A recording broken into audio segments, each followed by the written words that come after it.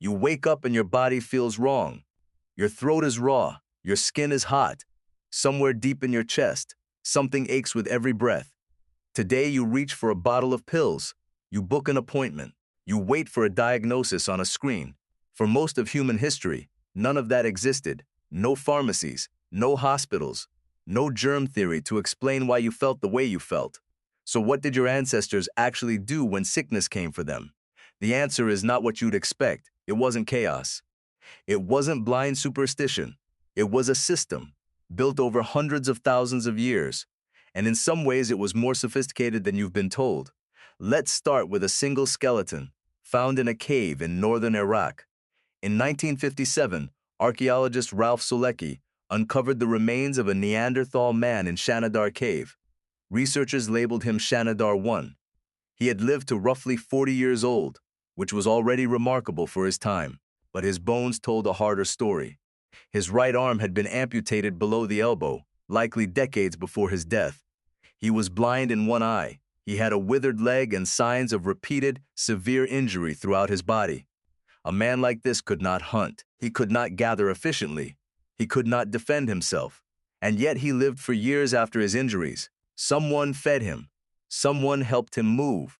Someone kept him alive long after his body stopped being useful in the way a hunter-gatherer body needed to be. This is the first clue. Care for the sick wasn't an afterthought in ancient life. It was woven into survival itself. Why would a group expend precious resources on someone who couldn't contribute? Because the group itself was the survival strategy. A tribe that abandoned its injured lost more than one member. It lost trust, cohesion, the invisible glue that let a small band function as one organism instead of a collection of individuals each looking out for themselves. Think about what that means for you right now, reading this. The instinct to care for someone who is suffering, even at a cost to yourself, isn't a modern virtue layered on top of a selfish animal. It may be one of the oldest survival tools your species ever developed, but care alone doesn't explain everything.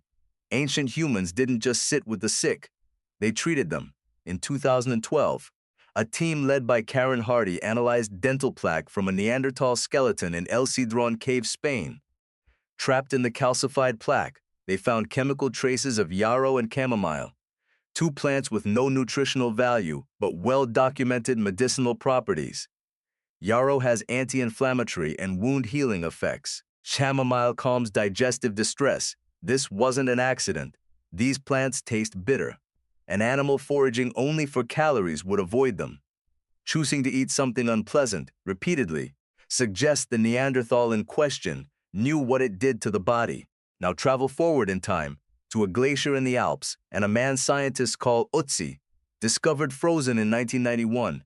Ötzi lived around 3300 BCE, roughly 5,300 years ago. Researchers found two pieces of birch fungus, known as Piptoporus betulinus, threaded onto a cord he carried. This fungus has natural antibiotic and anti-parasitic properties.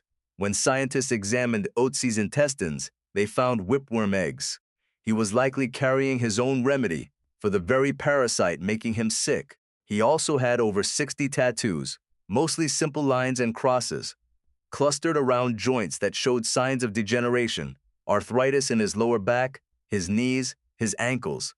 Many researchers believe these weren't decoration. They may have been an early form of treatment, similar in placement to modern acupuncture points, possibly created using ash rubbed into small cuts to relieve chronic pain. 5,000 years before clinical trials, before the scientific method as you know it, people were running their own version of one. They observed, they tried, they remembered what worked and passed it down. So picture it. A hunter-gatherer camp at dusk, fire crackling low. One person lies near the flames, sweating, shivering. An older woman crouches beside them, pressing a paste of crushed leaves against a wound. Someone else hums quietly, a low rhythm meant to calm rather than cure. The group doesn't know about bacteria. They don't have a word for infection, but they know this person is one of them, and they know exactly what plants grow near the river that seem to help when skin turns red and angry. This wasn't desperation.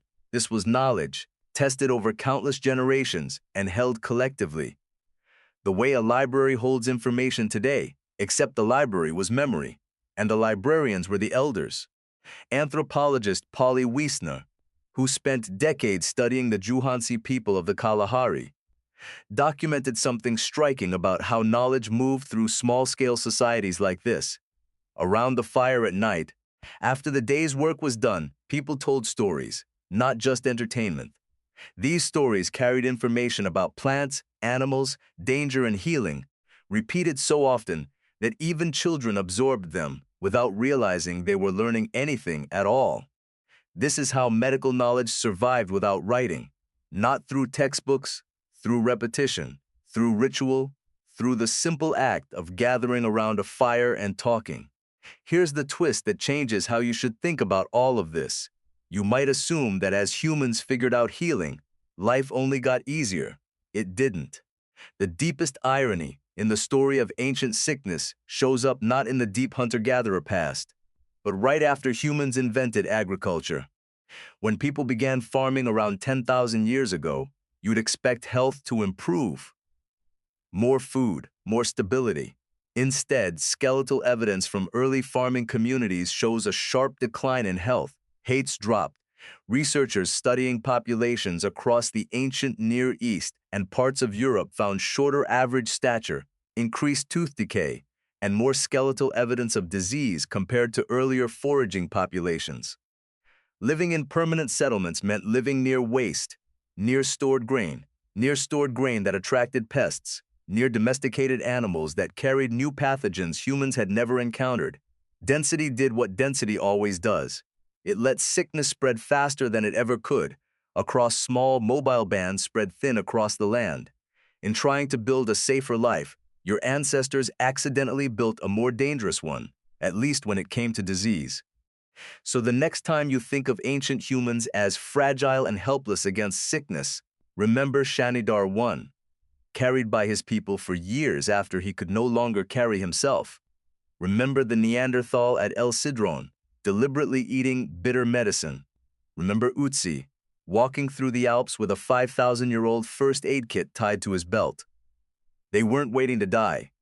They were doing exactly what you do today, observing their bodies, trying to understand what was wrong, reaching for whatever tools their world gave them, and leaning on each other when those tools weren't enough. You live in a world of antibiotics and diagnostic scans, and that gap is real. But the instinct underneath it, the refusal to let someone suffer alone, the patient trial and error, the knowledge passed down because someone, somewhere, cared enough to remember it. That instinct is the same one your ancestors carried through ice ages and famines and unknown plagues. You wake up and your body feels wrong, and somewhere in that discomfort is a thread, stretching back hundreds of thousands of years, connecting you to every person who ever sat beside someone sick and refused to walk away.